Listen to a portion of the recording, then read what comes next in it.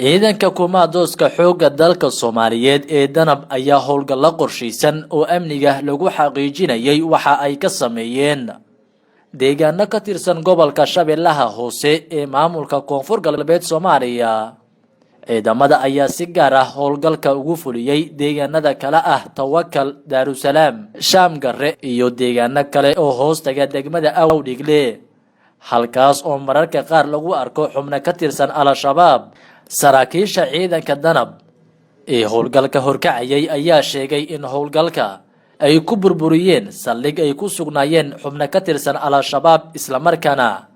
lacaga ay ugu qaadi jireen dadka ku nool deegaanadaasi.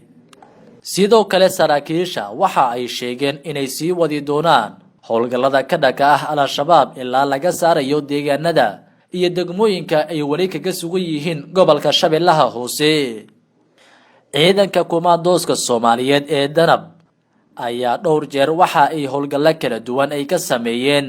deegaano iyo degmooyin ka tirsan labada Shabeelle iyo Jubbada Hoose, iyagoo mararka qaar dagaal la gala xubno ka tirsan